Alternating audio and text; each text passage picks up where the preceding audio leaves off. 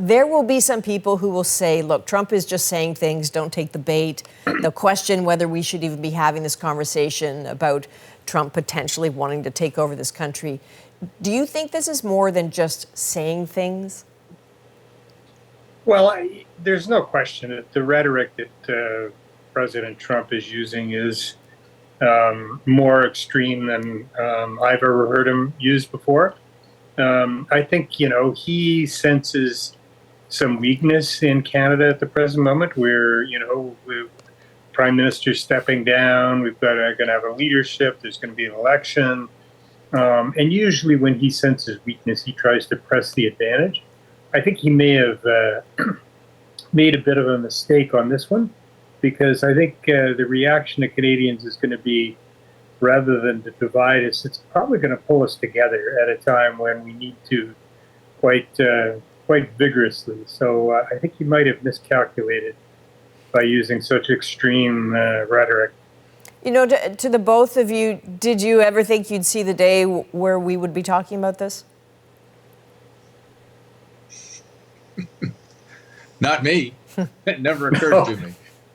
No, me neither. I lived through a fair bit of Trump's rhetoric in Washington, but this is something that's reached a new level.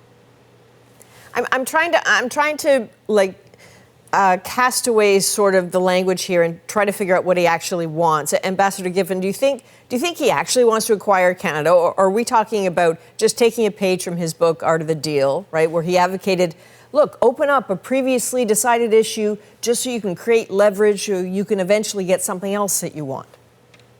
Yeah, I think it's the latter. And David said he may have miscalculated. I don't think he's calculated at all. I think this is a spontaneous type of declaration that he's made 2 or 3 times now that he's having some fun with. He's getting a rise out of it, and he's having fun with it. But I do think that at its core, he's got some economic issues that he's got in his head that he wants to advance. And I think the final product is going to be, in his mind, using this kind of bombast, if you will, or negotiating tactic to drive towards more of an economic outcome. And frankly, it starts with the whole defense spending issue that's been current for quite some time. And then he's building on that with the trade deficit. So I think it's all about the money. Mm-hmm. Isn't it always often about the money there? Ambassador McNaughton, you were part of the team renegotiating NAFTA with Trump last time around. How similar is this to the rhetoric you heard and the tactics you encountered then? Well, he said early on that he was going to rip up NAFTA and that it was a bad deal, the worst deal ever. And I remember the first conversation I had with Bob Lighthizer. He said that the NAFTA deal was the second worst deal that the U.S. had ever made. And I said, what's the first? And he said the Canada-U.S. auto pact. So, there was a fair bit of that. But, what happened, the first go-around was, in the first instance, I think Sonny Perdue, who was the Ag Secretary, went to President Trump and explained to him that actually there was a fair bit of the U.S. agricultural industry that relied on exports to Canada, and I think Trump's going on and on and on about this at the present moment, and I don't think there's anybody sitting beside him saying to him, "Well, hold on for a second, we should don't do too much rhetoric." And so he's feeling pretty full of himself. He's just won a big victory, and he sees Trudeau having to step down and everything else. So he's using bombast and rhetoric. Interesting. After his comments today, Prime Minister Trudeau tweeted, and I'm sure you've seen it now, there isn't a snowball's chance in hell that Canada would become part of the United States. I mean, it's enticingly tough language. We're seeing Ontario Premier Doug Ford go on Fox tonight. Ambassador Giffen, do you think any of this makes a whit of difference?